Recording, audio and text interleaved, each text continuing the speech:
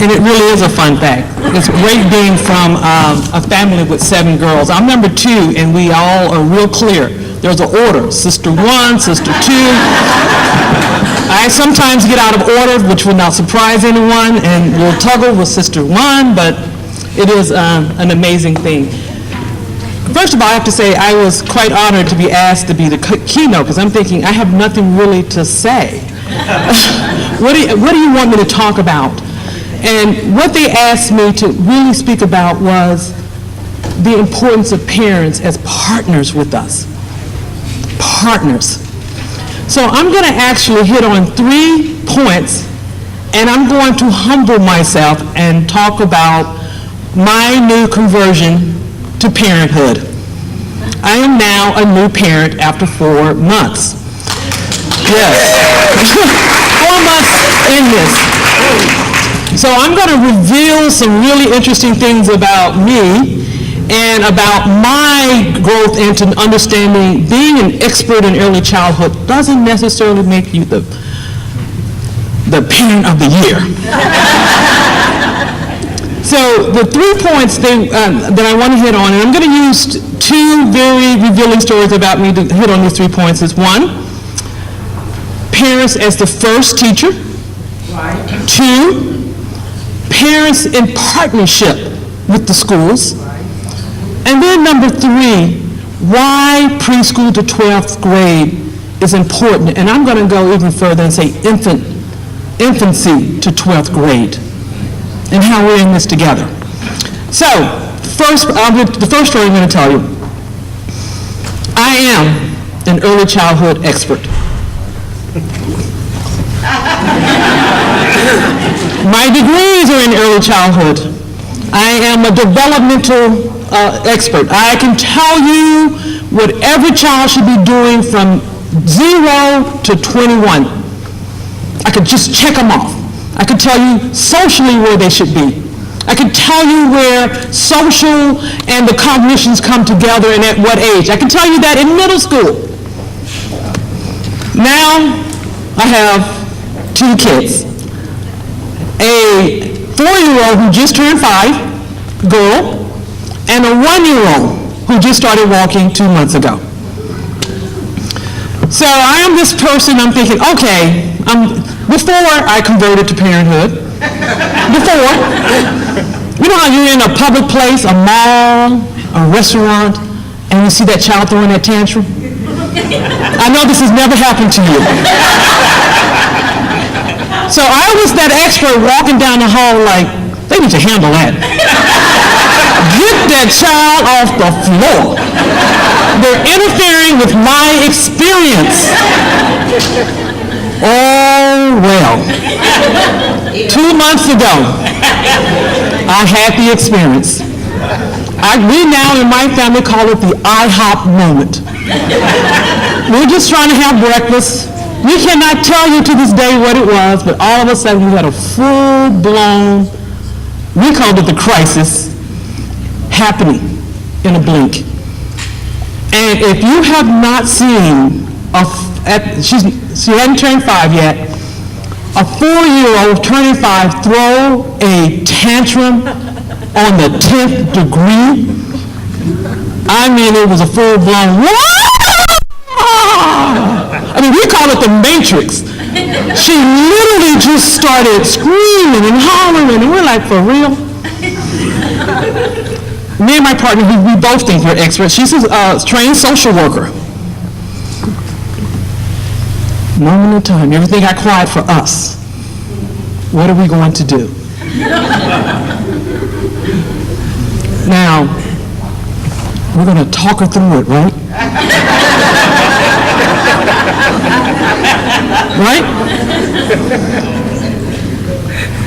So I quietly convinced her to go with me outside.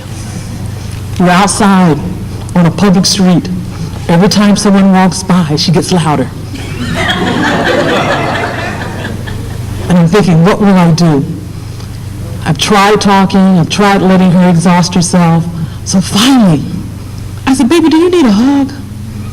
She said, yes. She jumped in my arms and it was over. We're like, well, darn. If that's all it took, I'll hug you every day.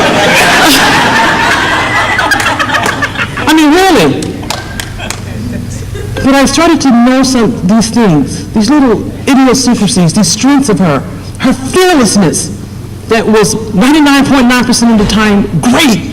But when that 1%, when it turned, that fearlessness was something you have to figure out how to maneuver. We have war room discussions about how do we problem solve, how are we going to go out in public with her. But now she's in kindergarten. Oh yeah. Now I know something the teacher needs to know. I am her first educator. And if the teacher wants to have a really good year, she might want to listen to me. You think? I got something for her that's going to make her life easier. It's just a conversation. It's a moment in time. But all the teacher has to know, first she has to believe and respect what I have to say. Right, yeah. And then from there, what we form is a partnership. A partnership. That I believe that the teacher absolutely wants this child to have a great year. Because if she doesn't, I'm telling you. So we go into that with that. The idea that we're in this together because at the end of this year, we are going to both make sure that there's some skills in place for her to be successful academically. Which brings me to my second story, the partnership. Okay? Now remember, don't hold me account. Don't remember, I'm converted before I tell you this story. I'm a new parent, and so now I'm more understanding. Yes, I was one of those individuals who would go find restaurants where children could not come. Because all I want to do is just have a meal. You're tired, you've been doing this all day, you're working 10 and 12-hour days, and by the way, we do work 10 and 12-hour days. Believe teachers when they tell you that.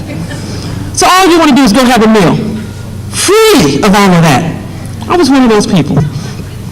On the rare occasion that I would end up in a restaurant and there would be a child, typically a 1-year-old, food all over the floor. I'm like, for real? They're messing with my dining experience. Really? And look at that kid, food all on the face. Well, you know what happened. Because we like to eat out. We go to this really nice restaurant. All 4 of us, the 2 kids, the 1-year-old, he gets in the booster seat. We're not even 10 minutes into it, the food all over the floor. I'm looking around, I'm embarrassed, I'm on the floor, I'm picking up the food, I'm putting it over here, I'm turning around to all the people going, I'm sorry. Everyone's looking at me like, has she lost her mind? Guess what? The waitress came over. She said, ma'am, this is okay, we got this. Now, I have to tell you, 4 months later, you will not find me anymore on the floor picking up the food, but I do tip the waitress a lot. Which brings me to the partnership. You have to assume good intentions.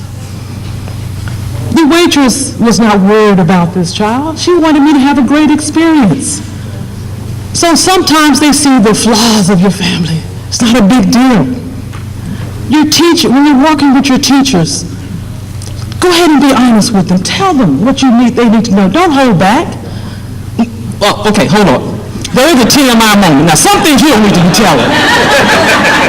You got to figure out where those moments are. But overall, assume the teacher's good intention. Assume the school's good intention. And I would say to all my fellow people who work for SFUSD, you have to assume the good intentions of the parents as well. Don't assume that because you heard a story about this from another teacher that it has to actually be that family story. Form a new relationship. Assume that whatever that person's story was their story. This is you and now that family's story. You have to assume good intentions. We can't do this work otherwise. And then the third point, which has to do with why infant, toddler, preschool, carry first, all the way to 12. Can you name me one important key thing in your life that you only need for a little minute, for a moment? Can you think of anything? I'll give you an example. We don't need health care, but for the except when you're 4 years of age. That's it. That's it. That's called a program. Infant, toddler, or preschool to 12 is about a belief system. It's about we're in this for the long haul. It's about we started early, we work with it all the way through.